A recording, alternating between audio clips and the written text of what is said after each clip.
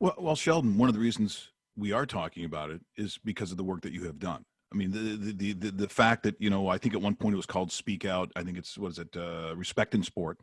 Yeah. And so you would have had back in the day, and not only how dare you, sully and dirty, this institution, but it was a time where, when you're a kid, and let's face it, you're a child, 14, 14, 15 years old, you would have had every inclination to just disappear, to not do anything. In fact, fall off the face of the earth and never be heard from again. That would not have been, and probably wasn't uncommon until you started to talk about it. We know now that through abuse and those people who, quite frankly, were predators, were able to do that to human beings and destroy lives. And those lives, therefore, because you did shut up about it. You weren't going to talk about it. But yourself, Theo, guys who needed to let the world know. And it's not really, to a degree, that different as we talk about today's issue, where you have protests to talk about the inequality that we find in this world. There is a bravery to coming out and doing it. And it's not so much about, look at me, I want to bring attention to it. I think there's a bigger picture. I know you're being very, very humble right now because it's who you are. Again, it's part of the Western culture. You're not walking around like you think you're special. You're just trying to get work done. That's what this award to me is about when I look at the people that are on there. Steve Nash is going to go in, and then Steve Nash, obviously we know what his athletic accomplishments are, but his influence on the younger generations, on what to strive for in the area of excellence. That's why you're all getting these it says order of sport, but it really, to me, it's slash order of humanity, because that really, Sheldon, is what you're about. That's the great example that regardless of what goes on from here on in, that's your legacy. That's what you have left. Well, thank you, Mike. I mean, and I agree. I mean, I think that, if we look at the issues of today, we need to find solutions. And that to me is what this is about. We got to have a voice. And I think, we started with a voice, but I think the last, number of years, we've tried to find solutions, and we tried to give tools to people to be better. And I think ultimately that's what change is. The conversation, and I think that, if I look at sport and I look at hockey, I think we've been able to shift society in the way that we understand this stuff. And I don't ever feel that, are we there? I mean, I don't think there's a finish line when it comes to these types of issues, social issues. I think we need to just continue learning and continue being better. And that's kind of what it is. And this, to me, this is not about perfect. There's not a perfect answer. This is about continually practicing to be better. And and holding people accountable, right? And I think that you nailed it when you said, I think the biggest thing what we know today around these issues is the impact. The incident is the incident, and the incidents happen, and they're all different, but the impact is unreal. And kids that have been abused have 30% higher dropout rates in high school, right? 15 times greater. Have more attempted suicides. 80% of people in treatment centers have disclosed early childhood abuse. I mean, the list goes on, right? And to me, that's really what we need to deal with. But I mean, I think sport has a role. I truly believe that. I believe that from day one, to be a leader in the way that we can bring positivity and shift issues that need shifting and changing and teaching in our communities. Sheldon, can you tell us about the Respect Group, Inc. and what you guys do and your involvement with that? Sure. Well,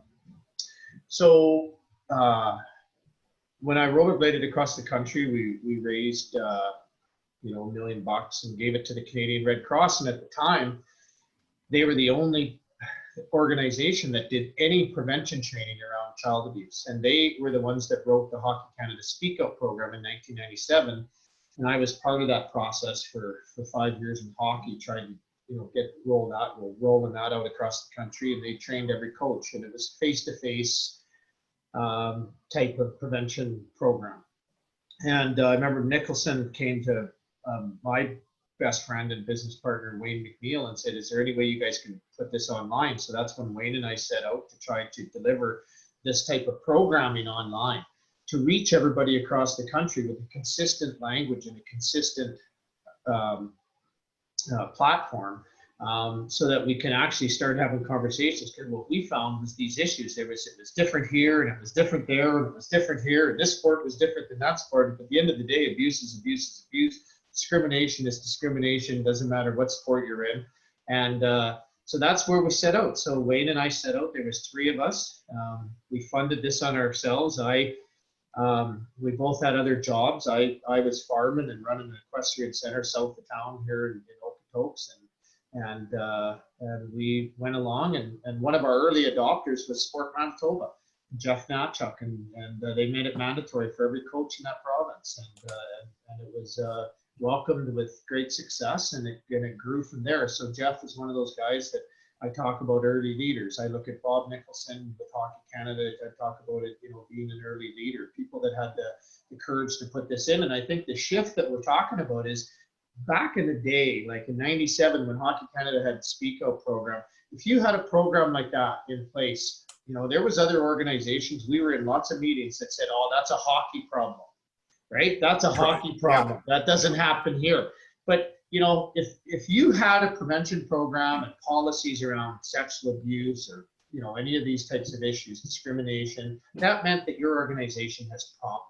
And I think over being with the Red Cross, being in front of 5 million kids across this country, the Speak Out program, and us training 1.4 million over the years, it shifted to the younger people who are now parents saying, if this isn't in place, we're not signing our kids up.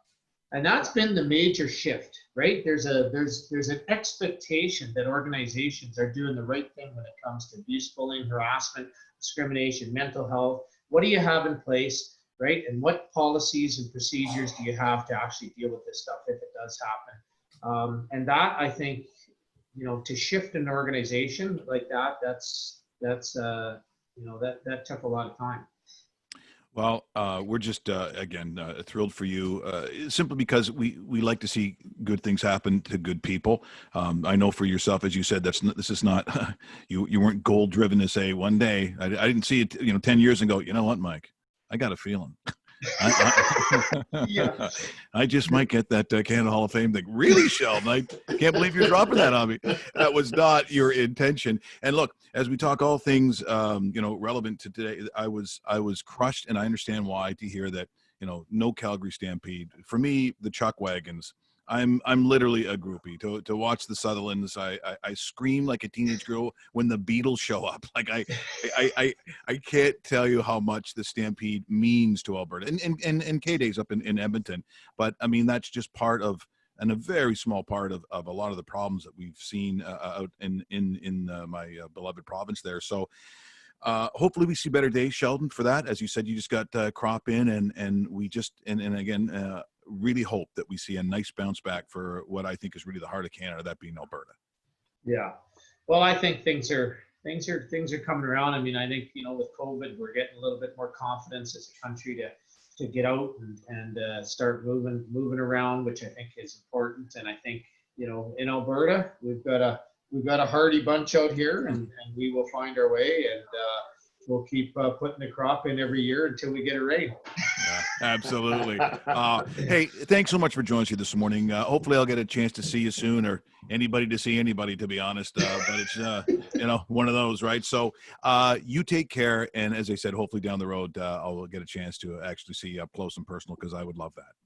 Yeah, that would be awesome, Mike. Thank you. And what is the time difference anyway between here and Toronto? You really don't know. I mean, how many hockey games did you miss in your career when the coach said, "Where's Kennedy?" It's a different time zone. He's not in Montreal tonight. He's not playing in Montreal. It had nothing to do with time zone.